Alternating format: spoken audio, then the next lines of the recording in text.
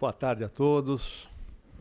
Quero cumprimentar a ilustre presidente dessa mesa, desembargadora Flávia Romano Rezende, em nome de quem cumprimento os meus caríssimos amigos, com quem tenho sempre o privilégio de debater esses temas instigantes do ISS.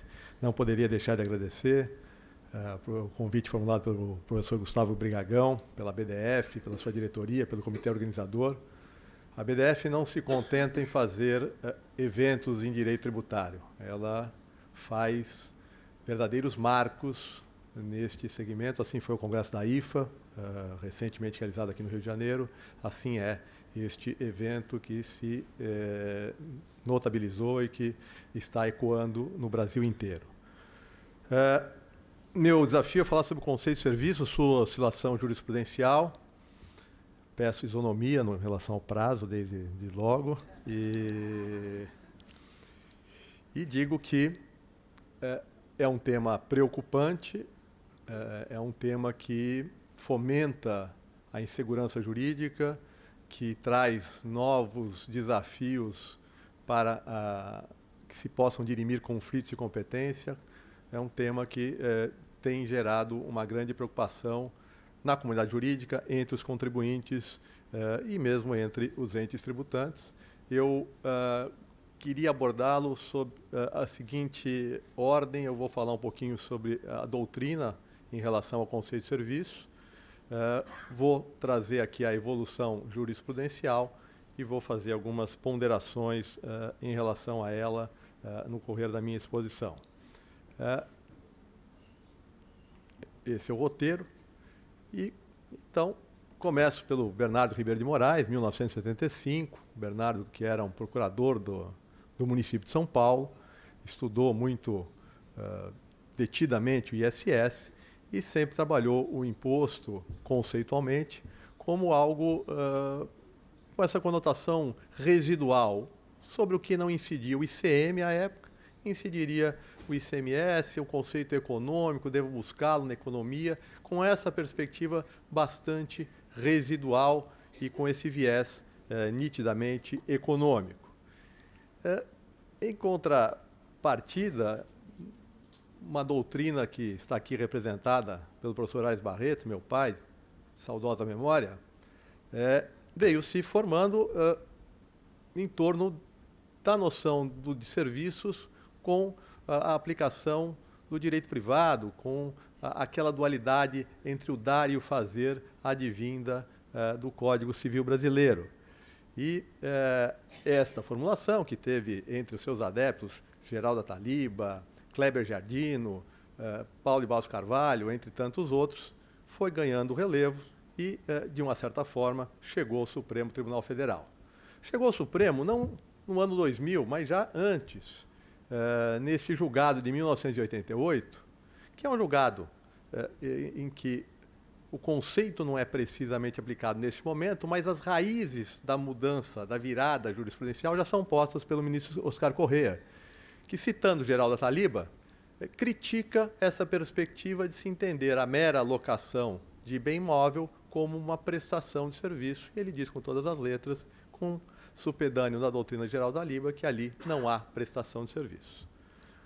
Plantada a semente, vem efetivamente a virada jurisprudencial, num julgamento apertado, 6-5, relatoria do ministro Marco Aurélio, o posicionamento no sentido de que deve-se prestigiar a noção de serviço advinda do direito privado, advinda do Código Civil brasileiro, e, portanto, sob locação de bens móveis, nesse julgamento ficou afastada a incidência do ISS, e, nesse sentido, vivemos uma certa tranquilidade em relação ao tema durante anos e anos, com um bom parâmetro para buscar as distinções, os conflitos entre o ISS, o ICMS e mesmo entre o ISS e o Imposto sobre Operações de Câmbio, Crédito e Seguro, normalmente esquecido, mas que é muito importante no que se refere a esses potenciais conflitos de competência. Surge, então, o julgamento do leasing. Aliás, aqui uma manifestação do Celso de Mello também, citando Aires, citando Kleber Giardino e prestigiando esse dar e fazer ainda no ano 2000. Surge o julgamento do leasing financeiro no Supremo, sob a relatoria do ministro Eros Grau, professor da USP, colega de departamento, professor Humberto, que aqui está presente, eu também, já aposentado. E nesse julgamento, o ministro tem uma frase que me parece contraditória, preocupante sob todas as perspectivas. Quando se diz leasing é financiamento, a conclusão única que me parece ser possível ser extraída do nosso ordenamento jurídico é se leasing é financiamento, o imposto passível de sobre ele incidir é um imposto chamado IOF, Imposto sobre Operações de Câmbio, Crédito e Seguro. Mas a conclusão é exatamente no sentido, bom, leasing é financiamento, logo ISS, o que gera um descompasso, a meu sentir, bastante relevante. Aparentemente, isso vem, entre outras razões, de um parecer juntado aos autos pelo ex-ministro, da Lavra do ex-ministro Itamar Galvão, em que o que se sustenta lá basicamente é o seguinte: olha, o ISS incide sobre serviço de qualquer natureza, e a ênfase é muito forte nesse qualquer natureza. A sugerir algo no seguinte sentido: se não for serviço, é de qualquer natureza, e aí pode incidir o ISS. Talvez a melhor síntese desse julgamento, tenha sido do professor Marco Aurélio Greco, que disse o seguinte: é banco? Então paga. Veja, o que me incomoda, muito mais do que o resultado, são as fundamentações nele encontradas. E já critiquei aqui, com todo respeito, com a devida vênia, o ministro Eros Grau. Mas veja o que disse nesse julgamento o ministro Toffoli. Tive a preocupação de consultar o Banco Central do Brasil. Procurei saber se alguma resolução do Conselho Monetário Nacional, através do Banco Central e etc., impedia a cobrança do tributo. Como não há, incide ISS. Ministro Lewandowski. Olha, as operadoras de leasing são no melhor dos mundos, não pagam ISS, não pagam ICMS, não pagam IOF, algum tributo tem que pagar. Pode ser, mas não será o ISS.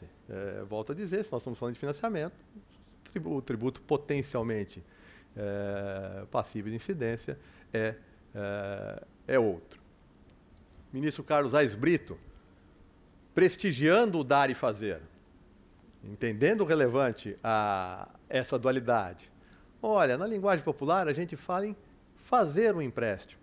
Logo, obrigação de fazer ISS.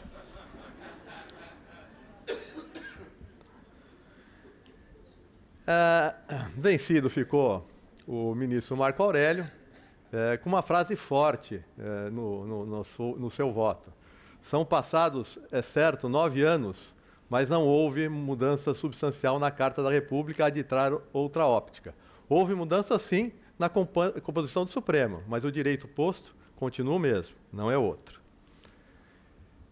Na sequência, vem o julgamento do ISS sobre planos de saúde e seguro. E aí, então, as minhas diferenças em relação às premissas que sustentam esse acórdão são mais radicais ainda, são mais importantes. Veja, eu procurei trabalhar várias dessas premissas porque elas são importantes aqui na minha exposição. A primeira delas, o afastamento do artigo 110 do CTN. Ora, esse artigo me parece, de um lado, importante na sua dicção, mas, sobre ser importante, grande parcela da doutrina diz, olha, ele nem precisaria existir, porque ele é didático na medida em que isso já advém do texto constitucional. E o que se predica no voto ele não é didático, ele não serve para nada, ele deve ser desrespeitado. Também não serve a Constituição ao discriminar as competências tributárias impositivas por intermédio de conceitos constitucionais, como bem tem evidenciado sobre a matéria a doutrina do professor Humberto Ávila, Andrei Pitten Veloso e tantos outros doutrinadores. A ausência de conceitos constitucionais no texto, na Constituição brasileira. Essa expressão contraria uma infinidade de julgados do próprio Supremo que trabalharam muito fortemente conceitos constitucionais, e cito, aqui podia passar aqui 1 hora citando julgados do Supremo nesse sentido, mas PIS/COFINS, faturamento, contribuição previdenciária sobre autônomos, o ICMS em relação às operações de aquisição de bens pessoais. O que o Supremo fez nessas oportunidades se não aplicar conceitos constitucionais na discriminação de competência tributária impositiva? Pluralismo metodológico e a ciência das finanças, a economia, a contabilidade, como sendo relevantes para chegar à noção de serviços. Isso é um retrocesso. O direito tributário trabalhou tão fortemente na depuração de seus conceitos, na existência de um diálogo, sim, com outras disciplinas didaticamente autônomas dentro do direito e com outras ciências fora do direito, mas sempre pela porta aberta única da hipótese normativa, que deve fazer esse filtro e trazer para o direito aquele dado que nasceu por hipótese da economia, mas é, em algum momento, juridicizado. Solidariedade e eficácia positiva do princípio da capacidade contributiva. Se somar esses dois princípios ao princípio da supremacia do interesse público sobre o privado, não há nenhum caso que se julgue mais em favor do contribuinte. São todos julgados em favor do fisco. E esse tema é um tema que tem sido muito debatido no planejamento tributário, ele está totalmente desfocado aqui neste julgado. Doutrina tipológica seria uníssona. Aqui um erro crasso de quem aparentemente não leu a doutrina do direito tributário. A doutrina tipológica ela não é uníssona, ela é nitidamente minoritária. É muito difícil passar por todos os titulares do direito tributário aqui no Brasil em atuação, ou que já não atuam mais, e encontrar quem defenda a perspectiva tipológica. Eu não estou dizendo que não existam, e nem estou dizendo aqui que potencialmente não pode ser a melhor perspectiva. O que eu estou afirmando é a ampla e esmagadora maioria da doutrina direito tributário trabalha com perspectiva conceitual e não tipológica. Conceito de serviço pautado no critério econômico e uma noção que vai ser uma noção que vai resolver o caso concreto em favor do fisco, mas vai trazer muito mais problema do que solução em torno da matéria. Veja que alguns ministros, como o ministro Fachin, que tem toda uma formação advinda do direito civil, continuam a trabalhar com essa perspectiva do dar e do fazer, mesmo no julgamento do plano de saúde. Portanto, não me parece seja algo que está absolutamente afastado dos debates no Supremo Tribunal Federal. Recentemente, em embargos de declaração, foi afastada a hipótese do ISS incidir sobre o chamado seguro-saúde. E aí, então, cabe uma pergunta. Se o conceito prestigiado foi o conceito do oferecimento de uma utilidade para outrem, conceito absolutamente largo, amplo, que gera uma série de imprecisões, conflitos com o ICMS, se o conceito é esse, deveria incidir sobre o seguro-saúde.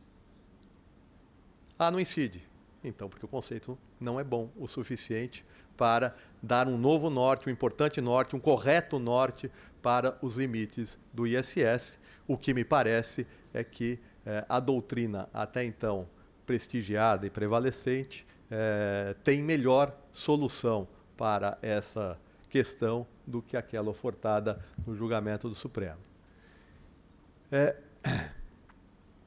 Em resumo, o que eu queria dizer em considerações finais. Primeiro,